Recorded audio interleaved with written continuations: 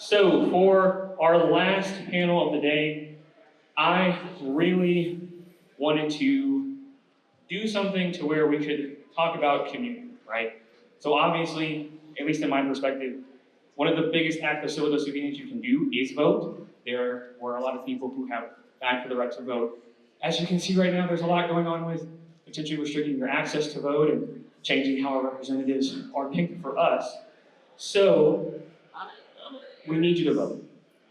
But what do you do after, right? How do we continue to build bridges and protect our communities?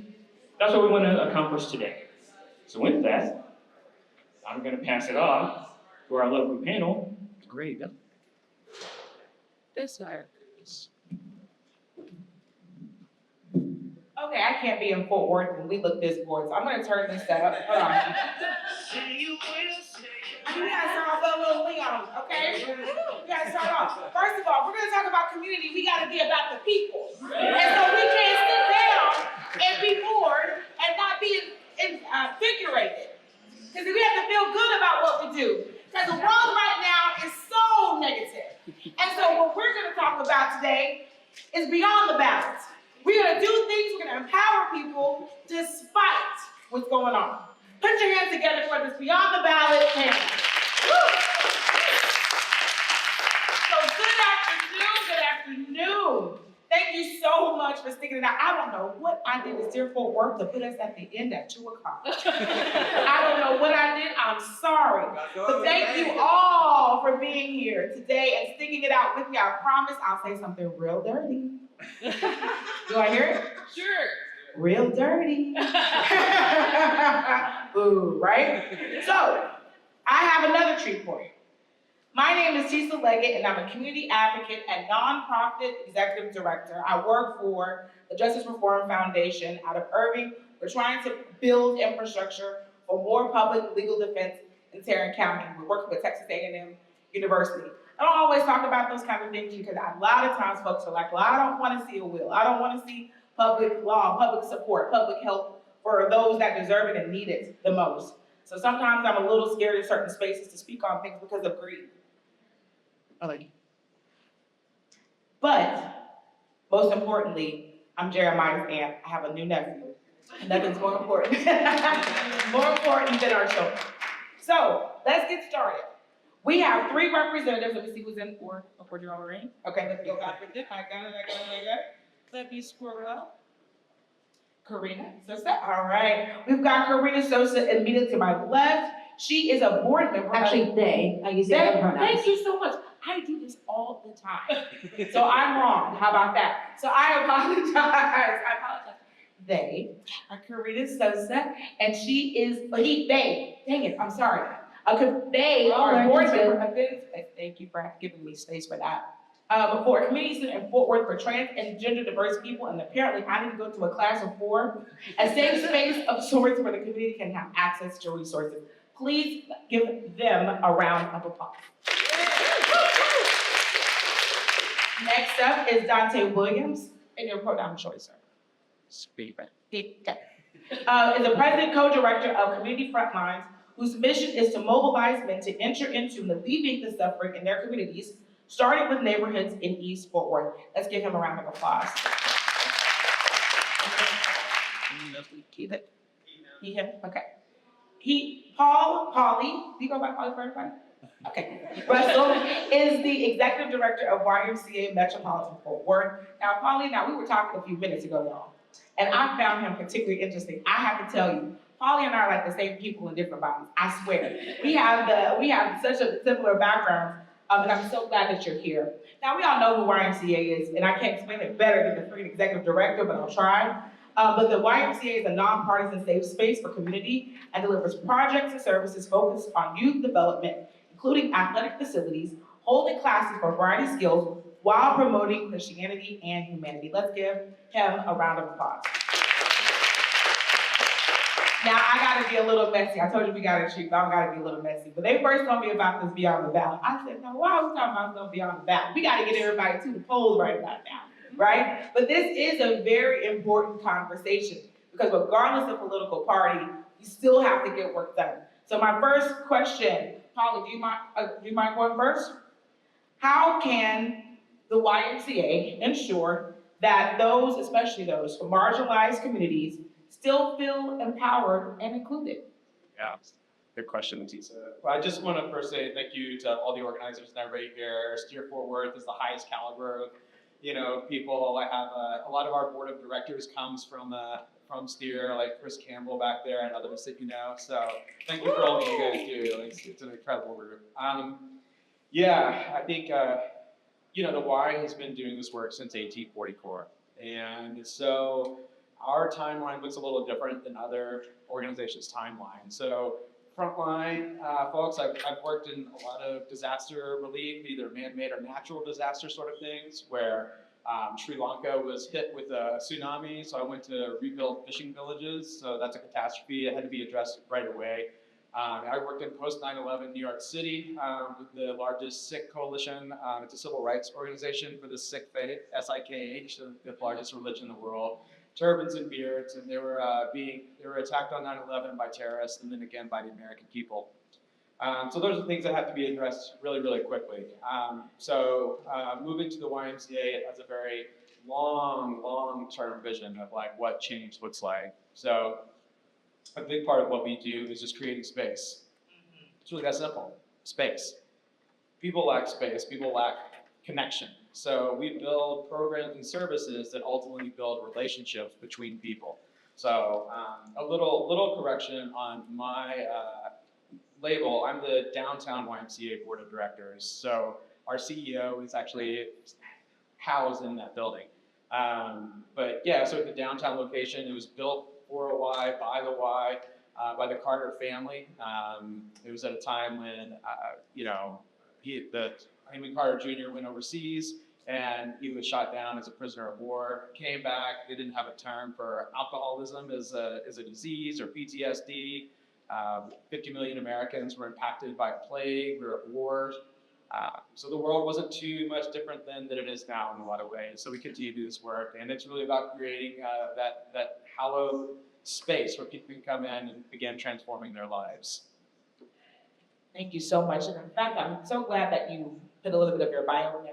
Please, I'll leave space for the other panelists who want to, topics of who you are, what you're doing, and why you're in your space. I think phenomenal. I'm still going to ask you a question with it, okay? We don't want to just hear bio the whole time, right? So, okay, this next one's going to be for Dante because I think this going this way would be probably helpful, right? So we're talking about a space that's established, well known. What did I say? Everybody know the YMCA.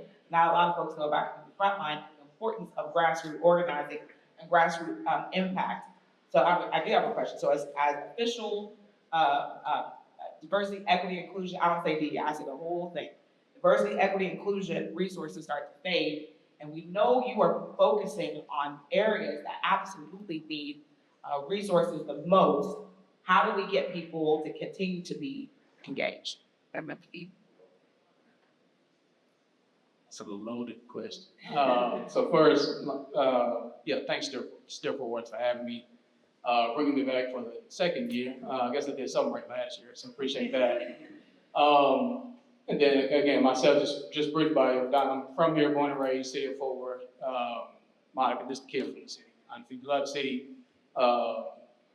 Dunbar grad. So for me, it's personal, right? So it's real personal in terms of what that looks like in terms of, if we want to label it diversity, equity, inclusion, if that's what we're calling it. Ultimately, just people, right? People who need help, who need assistance, who need is access, right? Need a space, need opportunity, just due to the history of there being lack in those spaces. So what can we do? Ultimately is we have to create a system outside of the system, right? Because right now the system, not even right now, let me backtrack. I think just historically the system has not been set up. If you look at the numbers, right? If you look at MBE numbers, right? So minority participation numbers in the city of Fort Worth, you look at Black participation when it comes to contracts, you look at brown participation when it comes to contracts. The percentage for Black contractors, vendors, is anywhere between 1% and 3% historically. So not even getting rid of the program, it's historical. We're talking 1% to 3%, right? You go jump up to brown, you're talking another maybe 8% to 9%.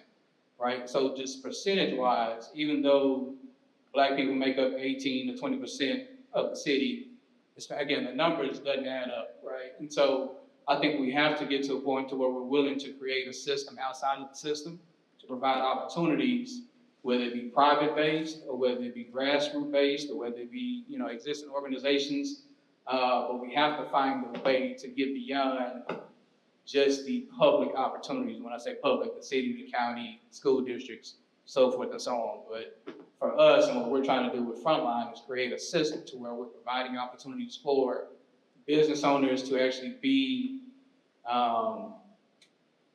vendors, either for ourselves or for other groups and other entities that we have a relationship with, in contact with, to get them into the stores, get them to be caterers, to get them to be contractors, so forth and so on, but creating a system to where opportunity is present. And in that way, it's not dependent upon a system that just has to work with them. It does make a lot of sense. You can ask. Awesome. Karina,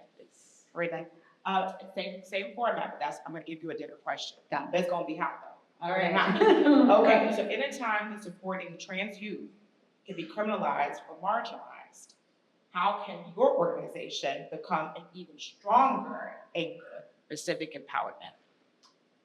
That is a really good question, especially on the civic side of things, because, oh boy, especially after this last session, legislative session. I would say definitely, at least for Finn's Place, like you were mentioning earlier, we are a community center here in Fort Worth that primarily serves the trans and gender diverse community and also their loved ones. So I think it's part of it is that, like people outside of the trans community, like to kind of remind people that they're still welcome to come to events at Finn's Place. Like everything that we do is free for the community. We want to make sure that's accessible as much as we possibly can. And just kind of either through volunteer work, either in the space or online, we're trying to expand our online presence as well. Because especially with a lot of times, especially trans youth may not be able to access a space physically, but they may be able to access something more virtually and still find community in that, I think is a really good spot. And to just continue to have that support of especially like adults, like both trans adults and ally adults who know that they are out there being supported. Like I know there's the one statistic where if a trans youth has at least one adult in their life that is supportive of them, the likelihood of the suicide attempt or rate goes dramatically down. I don't remember how much of a percentage, but it is very significant, especially again in these times where the mental health crisis, hotline, especially for LGBTQ youth in general, has been cut, and so we get a lot more of a need that's putting pressure on other types of hotlines that may not have the full capacity to help those individuals. But again, just having that support of an adult in their community can do so much. Fantastic. You pass that one. Y'all feel free to cheer them on a little bit if it's something that resonates with you. You don't have to. This is a conversation. I'm not sitting up here because I need my questions that you scroll around. But this is a conversation. I don't want this to feel stoic because at the end of the day, we are all in a lot of trouble. They can't say it, I'm just saying, we're in trouble, y'all. When it comes to humanity and it comes to being giving. Because what is going to happen in the next few months in Texas are natural disasters. We know they're coming. We know we've experienced it. Polly, I'm putting you back in the hot seat. They're looking like, oh, Lord, you're going after that. I'm going to ask you, when it comes to those types of resources, natural disasters, I'm not going to, we know what was in the news. We understand what's at stake. We understand what happened in the Texas legislature. But right here in Fort Worth, we talk about natural disasters and how we can come together. What resources do YMCA think provide? I would think to that.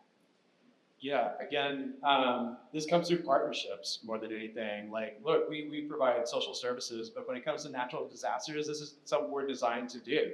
So we open up our space, and so the American Red Cross and others could come through and train our volunteers. And so we do what we do, like recruiting community, educating community, getting people to commit time to efforts and connect them to passions that they might not have. It's a real education so that they understand the real need out there. So we work with we have a crisis of children right now that are really struggling with school right now. So we opened up a pre-K and serve 100 littles down there. Just the cost of living and raising a child is going up and up and up.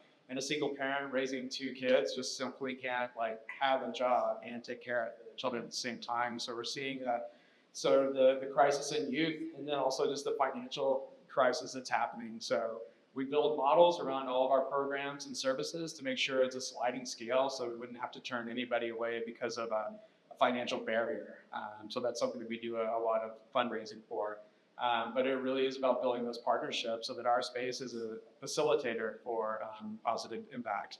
And I appreciate that because I did put you on the spot that way, just if we had some creativity with the answer. But that's what this is about, is collaboration, that we all have to work together in order to move the needle on anything. And so I'm excited to know that YMCA is in that space. And we talk about children, our children and the education space, right? That we need to be able to provide tutoring or enrichment in spaces. Does YMCA provide that as well? Can someone like rent a space and do that kind of thing? Yeah, you can definitely rent space. Our after-school child programming is a multi-million-dollar effort that goes all across Fort Worth, doing programming from 3 o'clock to 6 o'clock. Our youth development is 7 a.m. to 6 p.m. for our pre-K, so they're all day.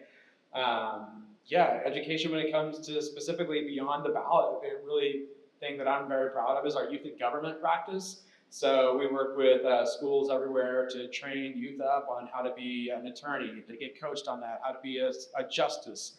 And we take them down to Austin, they get to present a bill, vote on it, tap the gavel and everything, take the photo.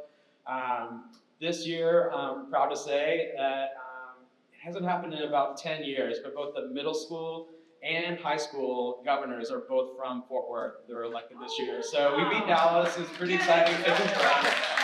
So yeah, that youth in government is, so it's nonpartisan, but that's just like that civic engagement. That's the education piece that we try to start kids at like 12, 13 years old, just to make sure they understand how all the back end bureaucracy kind of works so they can move things through it. Thank you so much. Now I think this next question is for you. I'm going to build on that one a little bit. When it comes to our children, when it comes to advocacy and the work that your organization is doing, what can we do to support you? What can we do to ensure that there is a light shown on the work that you're doing to increase economic development? Because it's not one without the other. People talk about, I'm like, yeah, if there's a mom don't have a job, or can't get to work, all of that affects the child. That's right.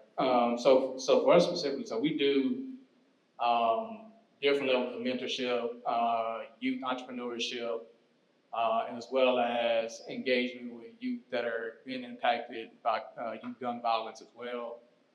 So what we're looking for is volunteers, right? We can never have enough volunteers of people just showing up to engage and be present. Do they have to be black? Say it again. They have to be black? You do not have to be black. You do not have to be Somebody black. asked me that. Yeah, no, you good. No, you do not have to be black. Not change your skin color. No, we just volunteers is one in commitment, right? So what our kids need to see, just across the board, right, is that people showing up and being committed to them specifically, right? Not committed to whatever the group is, whatever the organization is, not committed to frontline, but committed to the actual student, to the actual kid, because that just matters, right? When you show up consistently, like they take notice of that you're actually engaging them, participating with them, encouraging them, teaching them. And so we work with middle schoolers, elementary, high school, and college, right? And so in those spaces, what we've noticed is the more that they see us show up and be committed, whatever it is we're teaching, right? It could be culture, it could be about just being we got third grade boys for our whole school. We got every single third grader in the school, teaching about what it means to be a man, what it means to kind of enter into a man as a third grader, right? High schoolers, youth entrepreneurship, teaching them about like how do you get money now versus going out and hustling and doing something different. How can you actually become an entrepreneur as a high school student, right? And showing them and teaching them kind of the ways of entrepreneurship from just all the different levels, right? And them actually getting money in their hand and getting support from their school, so where they can do vendor pop-ups and they can actually sell their products on campus, right? And then when we do adult kind of pop-ups, they can actually participate in that. So our biggest thing right now is one, showing up, volunteering, and giving whatever expertise you got, but just showing up and showing the kids that they matter, right? Because a lot of them don't get either the one-on-one or the one-on-3 or 10 or however many kids, maybe they just don't get that experience a lot. Because again, the communities we serve, typically parents are working a lot. It's not that they're not there, they just work a lot, right? Parents have other stuff going on that they can't really stay engaged with all the things a kid may need or a child may need. So I think it's important to kind of make that distinction. That it's not that the parents aren't willing to show up and be present. They're also surviving, right? They're also living. They're also doing the things that they have to do to make sure the kid at least has a roof over their house, right? And so what we step in, what we like to say, what we do is we fill in the gap, right? We're just trying to fill in the gap and show these students and the intelligence that they have is not less than anybody else, right? They just need the opportunity and the space to show it. You know, raise your hand. Isn't that good? I've got a poll I want to put out there. Raise your hand if you have children. Okay. Those of you that raised your hand, answer this question in your mind. Have you told your child that they're important and that they matter? If you have not, please do so. Because they don't know.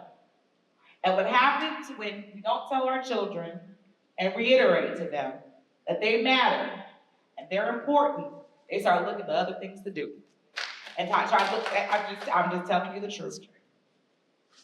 So working in justice reform, I've seen 12-year-olds, I've seen 15-year-olds, trans children, because somebody said they didn't matter or didn't say they didn't say anything to them at all. It felt invisible. So when we're talking about being beyond the ballot, we're talking about y'all too. This is a lesson for all of us to do better about being humanitarian. That's my segue to you. Now, what can we do to support a community that we still have lots of questions about? Even that was an honest, humble. Honest, that was honest. I didn't mind being wrong. Do you mind being wrong? I don't mind being wrong. I'm okay with being corrected and loved on. Yeah, I think that's Tell me about definitely that. part of it, is like to not be afraid to mess up, because I just turned 30. I know about my transness now for 6 or 7 or 8 years. Time is kind of a blur, but but essentially, growing up as a kid in Arlington, I didn't know much about trans or queer stuff at all, except for little bits and pieces of it'd be just a bad thing, like a very negative connotation, because growing up in the early to mid 2000s, gay was still very much a negative connotation in pop culture in general, or just something to kind of ridicule or consider unnatural, so to speak. But I lost my train of thought for a second. Can you repeat the question? Sure. Tell us more. Let me steer you this way then. Tell us more about how we can learn more about being more accepted. Okay, yeah, that's what I was going with. Because as a kid, growing up, or discovering about my queerness, I still didn't know a whole lot, and going through first the sexuality and then even to trans ideas and such, I had to start somewhere, and it can still feel awkward and uncomfortable to be a beginner, so to speak, in learning about those types of topics. But a lot of times, more often than not, we as trans people in the community are willing to give grace and be able to teach a little bit or have a teaching moment with someone, that if they mess up on pronouns or mess up on a particular vernacular or such, we're not gonna shame you and yell at you and say that you're a horrible person, that you can never be redeemable. That's a very small section of people, and that's just maybe because, more often than not, they've just gone through a whole lot of small things that led to the blow up, so to speak. So more often than not, it's not gonna be a big deal. And it's just as long as you're willing to, again, correct yourself, you're willing to learn, be willing to mess up probably a couple more times after that. But in that case, it just takes practice. but more so in general as to being more supportive. Like I was saying earlier, just to volunteer, learn about different resources within the community or even just nationally, PFLAG, Parents and Family Association of Lesbian and Gays, I think that's the acronym, or Equality Texas, or Trans Texas especially. I think that the Instagram handle, Trans Texas, is an organization that is very politically involved, especially in the Capitol, especially with the current special legislative sessions that keep on coming up, especially with bathroom bills that keep coming up as a topic, which is very annoying. But just they keep track of what bills are being sent in community and what are being talked about either on the House or Senate floor. And they give action items like if you can make it to Austin to speak in person, great. If you can't, there's numbers to call, emails you can send. But again, just even just more locally wise, just to again be willing to be in spaces with people, and if you come across somebody that may identify in such a way that you're not familiar with, of course, don't be invasive, but also just treat them as a normal person. And if something comes up where you might mess up, or if it's something that is like a faux pas or something, again, just correct yourself, apologize, and move on. Don't apologize 10 times in a row, because that just makes it more awkward for everybody. Right. I really appreciate that response. I got 10 minutes left, and I really appreciate that angle of things, and I appreciate there's such a safe space specifically for our young people. Thank you for your work. Holly, this is now shifting to you with YMCA from I'm not gonna say it's a tricky space we're all in right now, because of funding and because of the parameters behind it. And if you follow me at all, I'm not very happy about how we are being held over a barrel with regard to our tax dollars and where we want them to go.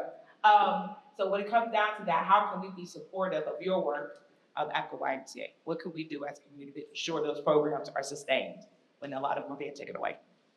Yeah, good question. So we have a few revenue streams that we operate through. So we have donations that go strictly to the community. That's a reserve fund.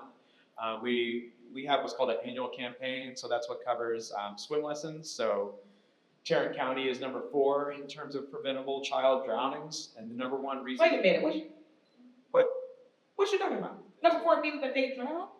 Yeah, it's Tarrant County is Sit there one of for the a worst. minute. I don't want you brushed over that too quickly.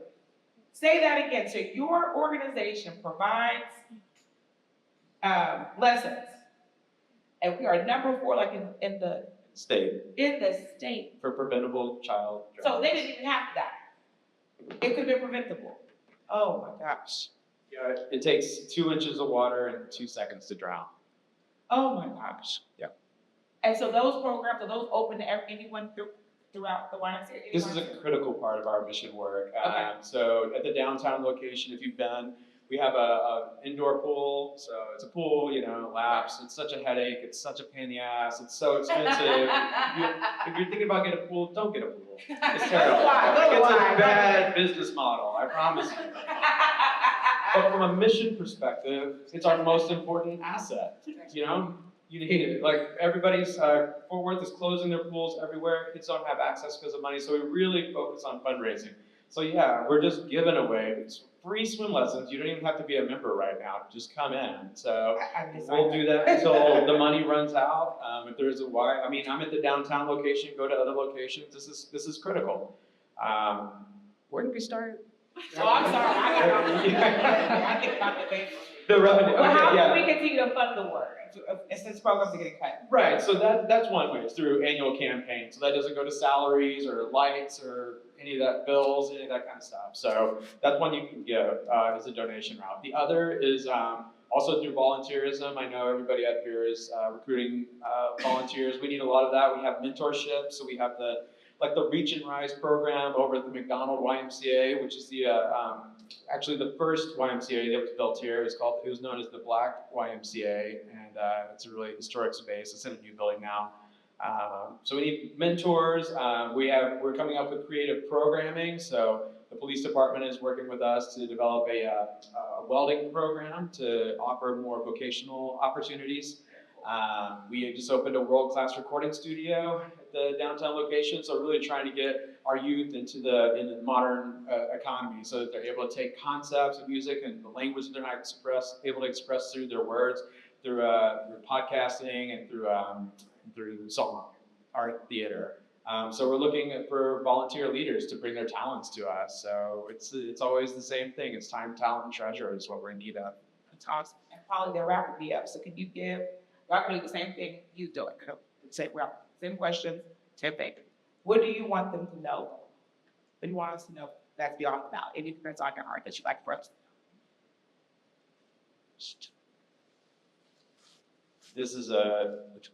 This is a trying time. It's very we're all feeling very reactive in this moment, and I would just pray for healing and peace that we have that. I'm grateful for folks like Tisa, who puts on her superhero cape and runs to Austin anytime it's needed. It's okay to be reactive, but we also we have to think more long term. All of us, like execs and frontline staff, we're behind. We're always behind. We're behind on programming and fundraising and everything. It's hard for us to stop and take a moment and get ahead of things, you know? So often, and I know in your work you feel the same way, we operate as a thermometer. So we're reacting to whatever the climate is. We don't think of ourselves as a thermostat, being able to really set the temperature. So I would just ask that everybody takes time for healing, for space, for bigger, more strategic thinking, so that we're not just like caught in the rat race of the current political climate, and that our lives aren't consumed by the, micro, like quadrennial facade of micro incrementalism. That was a weird. Hey, listen, I'm gonna Google that one. So we y'all put your hands together for Polly, please. And the YMCA. Y'all think the 50 question again, or you feel good about what's going on? I think I feel good. I go So in terms of community frontline, so we've been impacted on 3 grants in terms of funding, starting at the very beginning of the year. The last panel was talking about environmental. We had an environmental grant that we were awarded that got frozen at the very beginning. That was one of the first seasons that got cut and has not been re-implemented. We had 2, I would say part-time employees come in that was through a federal grant. That got cut because we decided we were not going to change our language and change how we operate and what we do. There were 2 or 3 more for the same reason, right? So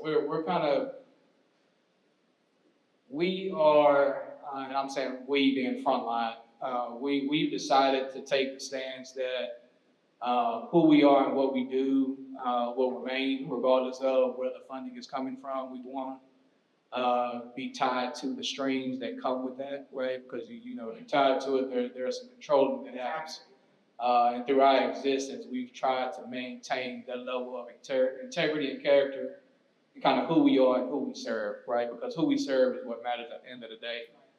We started this with no funding, and so if we have to get back to no funding, we still have access and people power that can just activate and be in the space again, showing up, right? So for us, it's more of show up, do what you can with what you got, right? And so for the community we serve, for who I am, how I grew up, the money matters, right? We need funding, we need that because we have, so all of our staff, anybody that's working is part-time, so there's no full-time employee for frontline. We would love to have some full-time employees, but nobody is full-time at the moment. But we understand what it means to not have and to lack from a personal standpoint. So from each founder that founded Frontline, we grew up here, raised here, born here, and came from some of the same environments. We've been blessed and fortunate to kind of make it to a different status, a different level, to where now we can give back and have a little bit of privilege, right? So for us, it's more of a, hey, yes, if you guys like the fund, there's ways, there's campaigns we do, some monthly campaigns, some annual campaigns for funding that just goes. Which site is it going to be on? Like, and I'm only right CommunityFrontline.com or our Facebook, Community Frontline, and you guys can subscribe.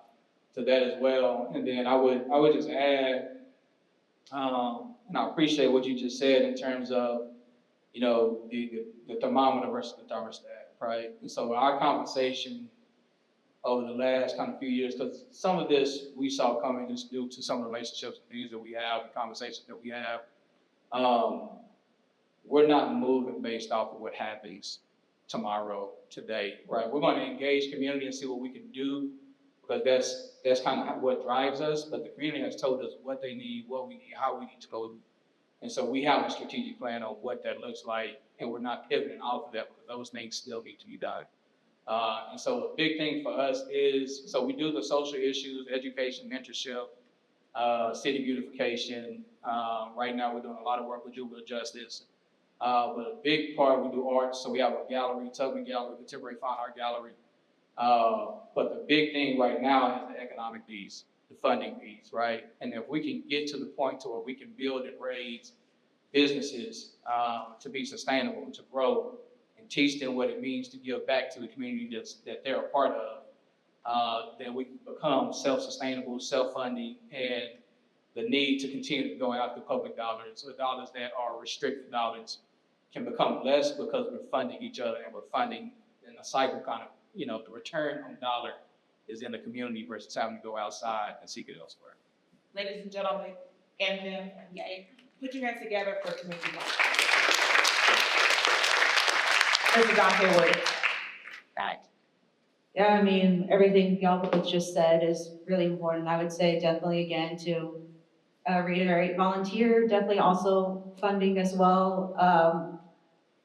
As far as funding for Finn's Place, it's been kind of a little bit up and down, but we still have had some wins. We've recently got a tech grant that was able to provide some tablets, a laptop for streaming so that we can improve that a little bit more on our YouTube page, and also a printer for community members to print zines so they don't have to go to a print shop in order to get those done, because you know, just another way to engage with the community. I would also say just in general, like, assumingly most of everybody here is at least an ally of the trans community, the queer community at large, I would say another big thing would be to be continuing to engage with like what's going on both government and social wise, and if there's, like say for city council or even for legislation down in Austin, or like engaging with your local representative and like asking like, okay, what are you doing to ensure that this population of vulnerable people doesn't continue to get victimized or marginalized even more? And also be in conversation with your own personal community, because part of like what we do at Finn's Place is that we want to continue to spread about what we do so that more people in the community can be engaged, whether that is through volunteer or even to use the services that we provide or participate in the events that we put on. It's just really just word of mouth, and also just holding people in your life accountable. It's like if they say something that is a little questionable or a little just like, I don't know, like if they have some sort of misinformation about the trans community, to kind of call them out on it and be able to have that conversation. Because it really is just like a lot of the stuff that the trans community has gone through is purely just through misinformation about who we are, how we are as a community or a person. It's just kind of, again, just continuing to fight against that, or turn the narrative around, so to speak, and be like, hey, actually, you know, this is what is really going on, and giving that person like more food for thought. And they may not change their mind right away, because I know I had a lot of different people in my life who, when I first came out to them, it was a little bit contentious, but you know, it takes a lot of time, and like, of course, we would like for things to improve much more quickly, but I think, yeah, just continue to engage like on a personal level, because the only way that things are going to improve is that we continue to have those conversations and more people know and be able to then have support, and then kind of hopefully then shift the tide so that, you know, going from the local to the state to the national, that things can maybe improve again. We'll see, but I still have a little bit of hope even with everything, but yeah. Well, let's give them a round. So I just asked, and y'all said I could get them a couple questions, right? Okay, does anybody have a question for our panel?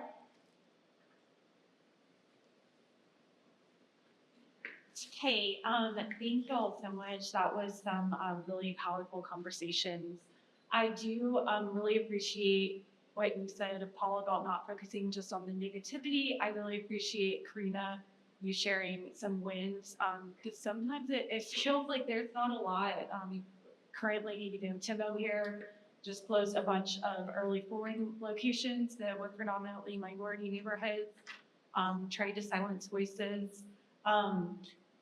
So part of my question isn't a question. 5calls.org, email your representatives. Do not be afraid to use your voice. Not everyone has the ability and the time to run for office, to maybe go speak at council or county commission, to go to Austin. I really appreciate those of you that can, but your voice can be heard, and I do suggest you do that. So my question is, are there other ways we can stay informed without being bogged down? Are there other ways that we can, in addition to contacting our legislators, just any other feedback in that realm? Who would like to tackle that first? Yeah, so definitely that. So beyond the ballot, definitely kind of make sure that you are getting in contact with your local leadership, one. But also strategize, right? I think there has to be strategy behind how you contact, why you contact, and then what are we asking for? What do we need? What do you need? What does that community need? So we host forums, right? So we do community forums every month around certain topics that are impacting the community. So it could be stuff that's on the ballot, or should be on the ballot, conversations with local, the city council members, county commissioners, whoever it is, right? But also as a community, we get together and say, hey, these are issues, and then we can take those to whoever is responsible for that thing. So I think having community meetings to figure out what the issue is key, like without something coming up, right? So like here lately, we've had DEI, we've had mapping, we've had all the things that have come up, right? But there are things that need to be addressed when there's nothing coming up. That's right. And so we have to be strategic on what's the playbook, right? So right now, what's the playbook and who's leadership? Who's leading, right? So we have elected leaders, who's leading, I'll try to say this without being either way, right? Somebody needs to lead the cause, right? Yeah. And it could be different leaders, but right now, we're divided in a sense to where you have a lot of kind of pockets of people kind of running different, I call them plays, right? So people are running different plays, but nobody's running like the exact same play or in alignment with one another, if that makes sense. And so I think one thing that those who are like-minded should be doing is trying to figure out how do you get those 4 or 5 or 6 groups together to actually strategically plan out kind of what are we asking for, what are we wanting, what do we need, because there's a clear difference on kind of who has a plan and who doesn't have a plan, if that makes sense, right? So there's a plan that's being run right now that's impacting everybody across the board, regardless of what side you're on, you've been impacted one way or another, right? And on the other side, there's a reactionary. Everything, somebody's reacting to anything that's happening. So there needs to be, at some point, somebody got to get the ball, right? And actually try to move the ball down the field and not just be defense all the time. I would also offer, I did go to Austin due to what happened with State Representative Cole Carter, and I'm not going to shy from the fact that is my friend. She might be a state representative to some, she's not mine, she's my friend. And what I can say, what I saw, people ask us that question. You're like, well, what do? We want to do something. Do you know who your representative is? You don't know. I co-sign everything you just said. We got to work collectively as a group. Also, do you know who your state representative is? Because regardless of anything else, you have to go back and talk to that person and say, I am a voter And I don't like what you just did, regardless of what side of the aisle you're on. And it was powerful because I didn't realize so many people went to her who were not her constituents. I said, well, you're not gonna help because we on the same side. You got to go talk to that person who's doing the oppressing. That's your representative that y'all keep electing. And so it's like you have to know who your representative is. You have to know where you live and get the work done. And so for those that make the call, for my friend, thank you. A lot of you, thank you for that. Is there any more questions? Oh, no. Thank you. Oh, thank you. Let's give her a round. Time for one more question. One more, yes. I think got it. We're up. I was going to say, and mine's kind of a leading question, but given that you're all nonprofits, are you participating in North Texas Giving Day this year? Yes. Everybody? Yes. Perfect. North Texas Giving Day will be on September 18th. It's the largest day of giving, and almost every nonprofit I know participates. So, Thank you for that. Thank you. Thank you so much. Participate. Get to YMCA, community frontline events, because you all have been fantastic. Put your Can I hands say together one for thing? this. I'm sorry, I know we shut down. Can I say one thing? So one, thank y'all for being here. So when we talk about being beyond the ballot, we talk about contact, but I want to say this. So whatever strategy, whatever thing, whether it's through our groups, through your personal groups, through STEER, funding is going to be important no matter what you do, right? So if we talk about what happened to our friend Nicole, there's a reason why they came back, right? There was a lack of, they were getting hit with $500 a day, I think is what the number was. So when they left the state, right, and I'm just giving, it doesn't matter what side of the aisle you're on, I'm just saying there's funding that's needed to sustain whatever plays are being ran, right? From a social community impact, from a political impact. So you got to figure out how do we begin to generate dollars to the things that we say we want or need beyond the vote, right? Because whoever's in the seat can only do so much, right? You gotta, so if you talk about city council, they gotta get 6 votes. You talk about county commissioners, you gotta get 3 votes. And so no matter what you're trying to do, if you don't have the votes, you won't get the thing passed, right? And so at the end of the day, we as a community, we as a city, we as a people have to find out if it can't happen on those levels. How do we get funding to the people we want to support or the organizations we want to support to make these things happen? So funding is key, and we got to have more conversations around the funding piece, not just to get out the vote people. That's all I'm saying. Okay, now we sound like Southern Baptist ministers at this point. We were supposed to stop 2 times ago. And thank you so much. Let's put for real this time.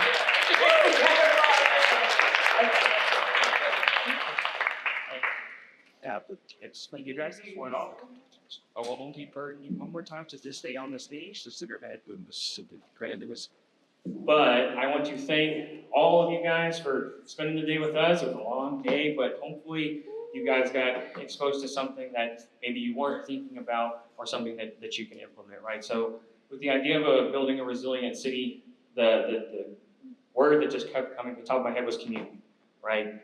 We're living in a time where it's really easy to be disconnected. It's really easy to plug out. It's really easy to develop some type of apathy for everything that's going on. But your last line of defense is your neighbor and getting to know the person next to you. You might not like everything they say. You don't have to. But start the conversation. Find ways that you can get plugged in. When we're talking about building a resilient city, it's not just the community involvement that you can do. It's not just the environment. It's not just education. It's not just transit. It's not just housing. It's everything. Everything has to work together. So hopefully you guys were able to see some of those interconnected links today. So again, thank you guys so much for spending the day with us. We have a ton of food left. Like, we have a lot of food. Thank you so much for the sponsors that donate the space, provide the food, provide the coffee. Everything is up for grabs. That is food. So if you want to take a tray with you, you can take a tray with you. I will not say anything. Take it. You just can't stay here. But again, thank y'all so much. And, stop, have some conversations, but enjoy the rest of your day. We're in the stockyards, go do some cowboy stuff. So thank y'all again.